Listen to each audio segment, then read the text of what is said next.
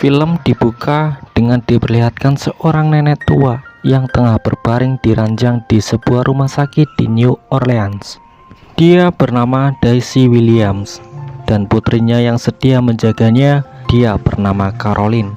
Ia tengah melihat keluar jendela, di mana saat itu angin berhembus kencang dan badai sedang berlangsung. What are you looking at, Caroline? They say the hurricane is coming. Daisy kemudian meminta putrinya untuk membacakan buku diary yang ditulis dari tangan Benjamin Button. Dan inilah kisahnya. My name is Benjamin. Benjamin Button, and I was born under unusual circumstances. Benjamin Button lahir pada hari berakhirnya Perang Dunia Pertama pada tahun 1918. Saat melahirkan Benjamin, nyawa ibunya tak terselamatkan karena mengalami pendarahan. Benjamin Button lahir dengan fisik yang tua dan mengalami kelainan langka. Ayah Benjamin yang bernama Thomas Button sangat kaget melihat bayinya. Lalu ia bergegas keluar rumah, membuang bayinya di sebuah panti.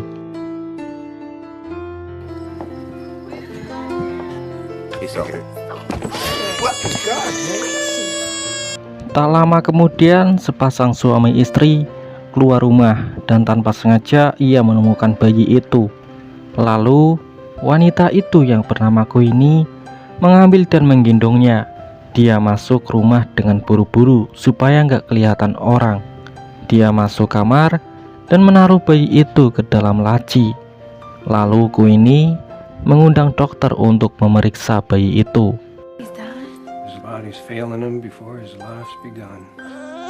Pak dokter mendiagnosa bahwa si bayi menderita radang sendi, katarak, kulitnya kehilangan kelunturan, dan tangan kakinya kaku, semacam gejala penuaan. Pak dokter juga memvonis bahwa hidupnya mungkin tak akan lama lagi. Namun Queenie memutuskan akan tetap merawat dan mengasuh bayi itu dengan baik. Some creatures aren't meant to survive. No, this baby here is a miracle, that's beside. Queenie, dia adalah pengelola panti jompo, dan dia memperkenalkan bayi itu kepada para penghuni panti jompo tersebut. Ia menamai bayi itu dengan nama Benjamin. Para penghuni panti tidak ada yang mempermasalahkan bayi tersebut, walaupun penampilannya berbeda, dan justru mereka senang dan menyambut kehadirannya. Sementara suami Queenie merasa kecewa dengan pilihan istrinya. Ya, meski si istri tidak akan bisa mempunyai bayi dari rahimnya, bukan berarti dia akan mengasuh bayi sembarangan. Namun walau begitu, dia masih menghargai keputusan kekasihnya. Never know what's coming for you. 5 tahun kemudian, Benjamin tumbuh seperti kakek-kakek beruban, dengan kepala tengahnya yang botak. Walau begitu, perilakunya masih tetaplah normal, seperti anak-anak pada umumnya. Dalam hati kecil, dia ingin bermain dengan anak sepantarannya dan mengenal dunia luar. Namun keadaan fisik membatasi pergerakannya.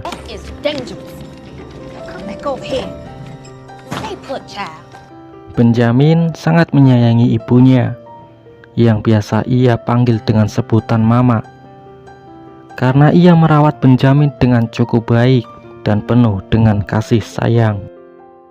Suatu hari, Queenie mengajak Benjamin pergi ke gereja untuk meminta didoakan kepada seorang pendeta.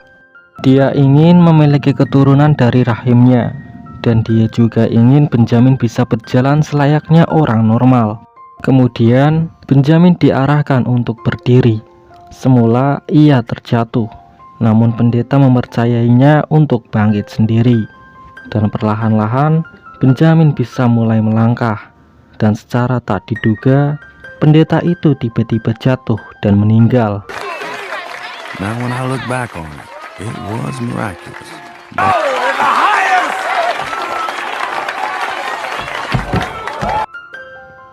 Berangsur-angsur hari, fisik Benjamin mulai membaik. Kini, dia mampu berjalan meski masih menggunakan tongkat. Benjamin mengenali semua orang yang tinggal di panti jompo. Ditinggal pergi temannya untuk selamanya adalah hal yang biasa. Dia juga berteman baik dengan penghuni baru.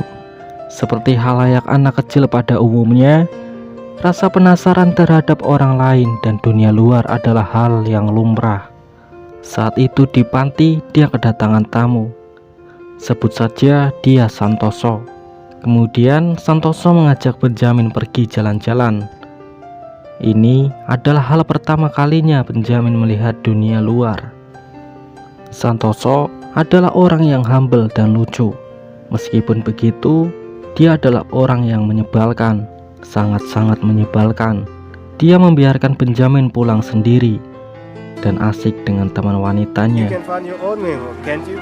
Take the St. Charles line to the point. Benjamin pulang dengan jalan kaki karena ia ketinggalan bus. Tapi beruntungnya dia masih ingat jalan pulang.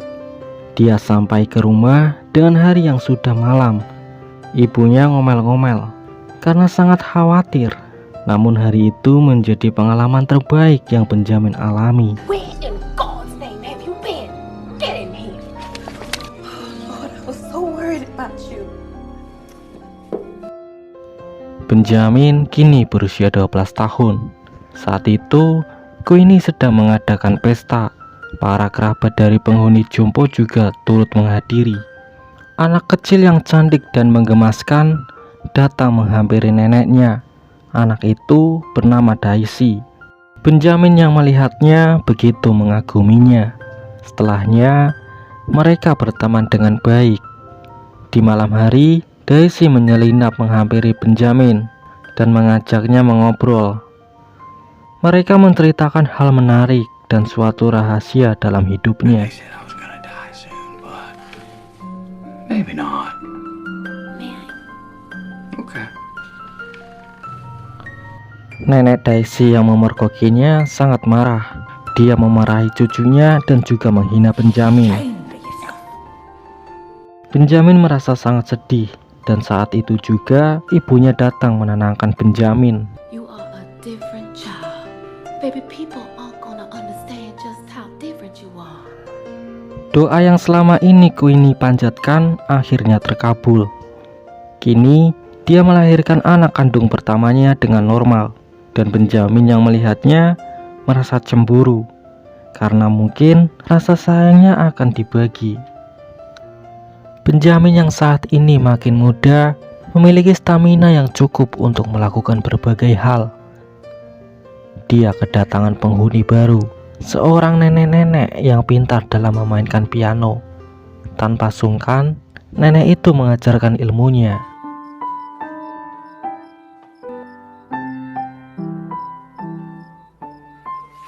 Suatu hari Benjamin bersama teman penghuni panti mengunjungi pelabuhan dermaga. Tiba-tiba datang seorang kapten kapal yang tengah mencari pekerja. Semua orang yang di situ tidak ada yang menggubrisnya karena biasanya kapten kapal tidak pernah membayarnya. Dengan rasa penasaran yang tinggi, Benjamin kemudian mengangkat tangan. Dia menawarkan diri. Benjamin bekerja dengan cukup baik. Sang kapten sangat terkesan, lalu keduanya berteman. Sang kapten mengira Benjamin adalah pria tua. Dia merasa sedih begitu dengar kalau Benjamin tak pernah merasakan kehangatan dari seorang wanita. Lalu sang kapten mengajak Benjamin ke tempat hiburan malam, tempat yang biasa ia kunjungi. Beberapa PSK menganggap Benjamin sangatlah payah melihat usianya yang terlihat tua. Namun ternyata pesawat tempurnya sangatlah brutal, sehingga si pelayan sangat kewalahan menghadapinya. What are you, Dick Tracy or something? I've got to rest. Thank you. No, thank you. Have a nice night. Will you be here tomorrow? Every night but Sunday. Pada waktu yang sama, Thomas Button mengunjungi tempat hiburan itu. Saat melihat Benjamin, ia merasa ada ikatan batin dengannya. Kemudian Thomas mencoba mendekatinya dan menawarkan tumpangan mobil. Lalu dia mengajaknya ke bar. Di sana dia berbincang berbagai banyak hal. Benjamin pulang dengan sempoyongan. Dia terlalu banyak minum bir. Nothing. I met some people. Di umurnya yang ke-17 tahun, Benjamin memilih meninggalkan rumah untuk berlayar bersama Kapten Mike. Daisy yang saat itu khawatir meminta Benjamin agar selalu mengirimkan surat untuknya dimanapun dia berada. From everywhere. Write me a postcard from everywhere. Tahun demi tahun, Daisy kini tumbuh dan berlatih sebagai seorang penari balet. Sementara itu, sang kapten baru menyadari bahwa fisik Benjamin tumbuh semakin muda. Di tempat hotel di mana Benjamin menginap, dia berkenalan dengan seorang wanita yang asik untuk diajak ngobrol. Wanita itu bernama Elizabeth. Hampir setiap malam mereka melakukan perbincangan layaknya sepasang kekasih. Meski begitu, sebenarnya Elizabeth sudah memiliki suami. Benjamin mengakui kalau ia mencintainya. Dia mengirim surat dan memberitahunya kepada Daisy agar tidak ada dusta. Dari awalnya yang cuma menjadi teman ngobrol, kini mereka melakukan hubungan cinta. Tak bisa dibantah, mereka berdua melakukan kesalahan besar dengan arti perselingkuhan.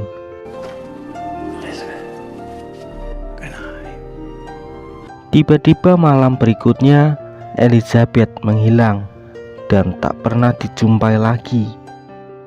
Kapten kapal mengabari kepada para krunya bahwa mereka akan melakukan perang. Kapten telah menandatangani kontrak dalam upayanya membantu Angkatan Laut Amerika melawan Jepang.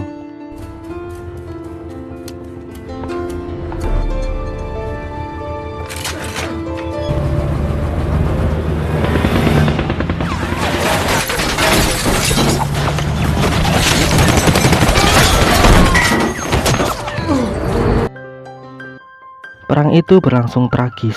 Sang kapten tak terselamatkan, berikut dengan beberapa krunya. Sementara Benjamin mampu menyelamatkan diri. Dan di usianya yang ke-26 tahun, dia kembali pulang ke rumah. Queenie sangat bahagia menyambutnya. Dan anak kandungku ini kini sudah beranjak remaja. Daisy yang saat itu berkunjung ke panti semula tak menyadari kalau yang ada di hadapannya adalah Benjamin. Daisy kini tumbuh sebagai wanita yang cantik, wanita tercantik yang pernah Benjamin lihat sepanjang hidupnya. Kemudian Benjamin dan Daisy mengunjungi kafe, melakukan kencan pertamanya setelah sebelumnya sangat lama sekali tidak bertemu. No, I've enjoyed listening. I didn't know you smoked. I'm old enough for a lot of things. Thomas Button kini yang semakin menua, ia menyempatkan diri menemui Benjamin.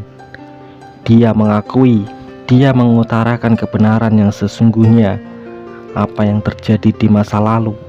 Dia berusaha menebus kesalahannya dengan mewariskan semua kekayaannya untuk Benjamin.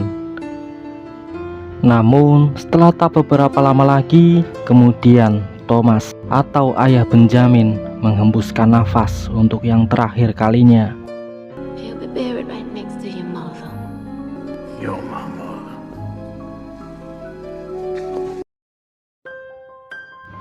Benjamin datang menghadiri pementasan Daisy. Ia sangat terkesan dengan penampilannya. Kemudian Benjamin menemui Daisy di belakang panggung mengirimkan dia bunga. Daisy sangat terkejut karena Benjamin datang tiba-tiba. Benjamin mengajaknya kencan di sebuah restoran, namun dia malah asik berdansa dengan teman lelakinya. Daisy, dia mengecewakannya. Benjamin pulang dengan kehampaan. Ia tidak mengetahui kalau Daisy punya kehidupannya sendiri.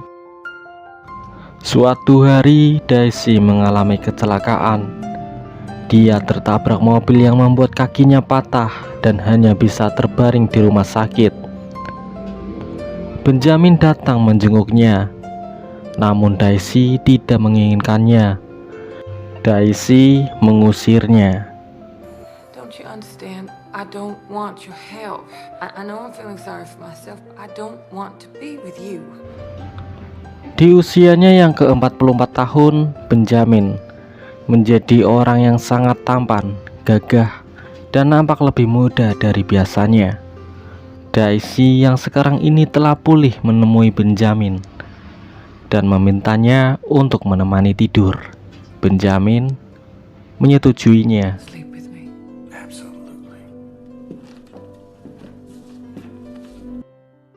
Kemudian Benjamin mengajak Daisy berlayar. Sepanjang hari yang mereka lakukan hanyalah untuk bercinta. Setelah mereka puas akan ritualnya, mereka pulang dengan hati yang riang gembira. Namun, rumah keadaannya sangat sepi, yang ternyata para penghuni panti telah berkumpul di gereja untuk mendoakan kepulangan Queenie.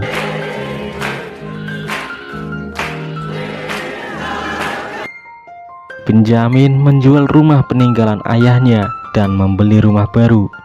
Dia menjalani hidup bahagia bersama Daisy. Hari demi hari mereka lakuin bersama tanpa mengenal lagi kata LDR. I promise you I'll never lose myself in self-pity again. She realized none of us is perfect forever. Buah dari cinta mereka melahirkan anak perempuan yang cantik dan menamainya Caroline. Benjamin sadar kalau dia akan semakin muda dan mungkin akan kembali menjadi bayi. Maka dari itu, dia meminta Daisy untuk segera mencarikan penggantinya. Benjamin hanya tidak ingin melihatnya kerepotan.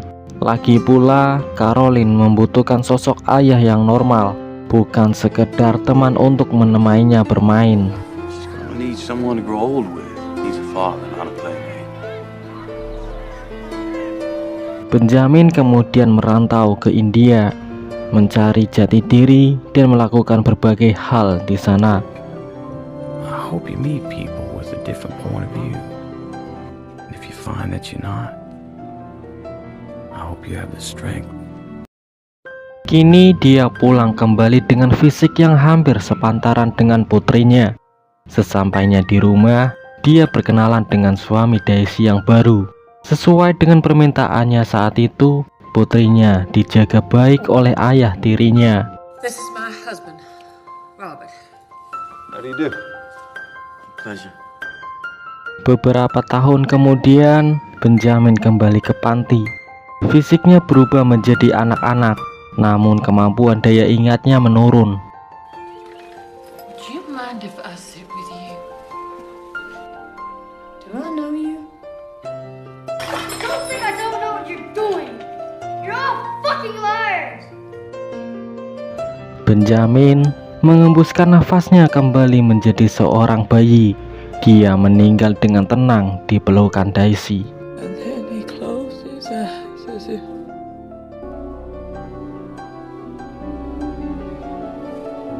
Begitulah kisah hidup Benjamin dalam buku diary. Kemudian kita berlanjut ke waktu yang sekarang. Badai semakin membesar dan keadaan di dalam rumah sakit menjadi sangat chaos.